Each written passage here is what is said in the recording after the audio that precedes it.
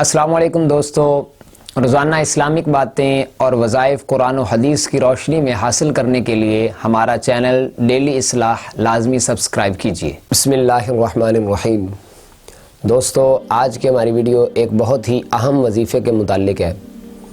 اور یہ وظیفہ ایسا ہے کہ جس کی ہر بندے کو، ہر عورت کو حاجت ہوتی ہے، اور وہ اس کے لیے بڑا پریشان بھی ہوتا ہے، اور جو کچھ اس کو زمانے میں بتایا جاتا ہے اس کے برعکس اس کو دیکھنے میں ملتا ہے، اور وہ پریشان ہوتا ہے بیچارہ کہ یار میں کون سا ایسا عمل کروں کہ میری رہنمائی اچھی ہو جائے، اور میرا جو مجھے ہم سفر ملنا ہے وہ بھی اچھا ہو، میری مراد اچھے رشتے کے متعلق ہے، اور ہر بندے کو اس کی حاجت ہوتی ہے۔ ہر بہن یہ چاہتی ہے کہ میرا رشتہ جو ہے وہ اچھا ہو جائے اور اچھا سبب میرے لیے پیدا ہو جائے، تو اس کے متعلق یہ وظیفہ ہے۔ اس کو چاہیے کہ وہ خود بھی عمل کرے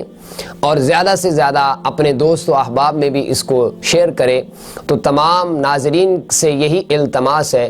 کہ وہ خود بھی اس وظیفے پر عمل کریں اور زیادہ سے زیادہ اپنے دوست و احباب میں شیئر کریں کہ آپ کے اس وظیفے پر اگر عمل کر کے کسی کو اچھا رشتہ مل جاتا ہے، اچھا سبب کسی بہن یا بھائی کا بن جاتا ہے، تو اس کے لیے یہ صدقہ جاریہ ہو جائے گا۔ وظیفہ بڑا آسان سا ہے، آپ بھی نوٹ کر لیجئے اور اس کو آگے زیادہ سے زیادہ شیئر بھی کیجئے۔ وظیفہ یہ ہے کہ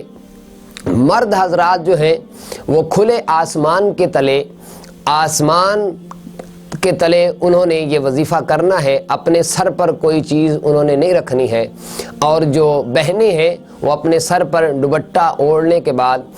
وہ یہ وظیفہ کریں۔ نماز عشاء پڑھنی ہے، نماز عشاء پڑھنے کے بعد کھلے آسمان کے تلے انہوں نے یہ وظیفہ کرنا ہے 500 مرتبہ، اول آخر درود پاک کے ساتھ یا مسبب الاسباب پڑھنا ہے، اور 1 مہینہ تک یہ وظیفہ کرتے رہنا ہے۔ انشاءاللہ 1 مہینے کے اندر اچھا سبب جو ہے وہ بہن بھائیوں کے لیے بن جائے گا۔ اگر 1 مہینے تک عمل کرنے سے کوئی اچھا سبب نہ بنے تو اس کو اور زیادہ مزید اگلے مہینے تک، نیکسٹ منتھ تک جو ہے وہ کنورٹ کر دیں، اگلا منتھ بھی آپ یہی وظیفے پر عمل کریں۔ انشاءاللہ غیب کی طرف سے